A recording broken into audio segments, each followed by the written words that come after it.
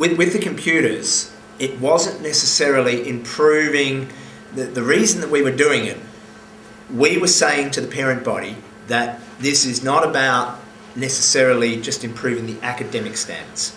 We wanted to make them horizontally better, not vertically better. And that was the way we sold it to the parents. But we were keeping an analysis of how the kids were going in their TEE standards and in how they went with tests. But given that you've got different cohorts every year as to how it goes, we had a very, very strong cohort the first year that we started. Now those kids did absolutely sensational with their academic things. But as the researchers said from Curtin University, that would be very, very hard to measure as against the kids. See, we can't, you can't really measure academically very clearly how these kids increase academically because you've got different cohorts every year. The only way that you could really do it is take half of your cohort and give them laptops and the other half of the cohort not give them laptops and then do how it works and you can do the tallies from there. Now, having said that, they did improve.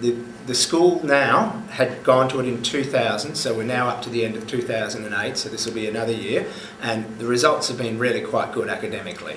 Now, whether you can put that down to the laptops, I don't know, but the sorts of things, the results that came out from Curtin University were things like they're far more independent learners, they have far better research skills, they communicate more with the other kids, they're much better communicators and collaborators. What were some of the other things? I've got them. I've got the results of the study that were there. I can give you some things. So these are the added value descriptors. Correct. These were the things that we went with. The added value that we went with. And that's how you sell it. That's how we sold it. We said that this was because we said to parents at this stage, and this is why we did it in year 11 and 12. We dropped it in year 11 and 12 in terms of the fact the kids are allowed to bring along the laptops in year 11 and 12. They are still to this day, but what they do is they say we compel them to have a laptop in 8, 9 and 10, but then it's optional in 11 and 12. And the reason we said that to parents was that we would compel them if all of the external exams, the high-stake exams, went to digital format. And they didn't. They still haven't to this day. So it's kind of hard then to do that. And a lot of the parents came back, and I must admit I did side with them on this one. The parents were saying that some of their kids are just not used to pencil and paper writing for a 3-hour exam. And that was a fair comment too, and it's something that we did take on board.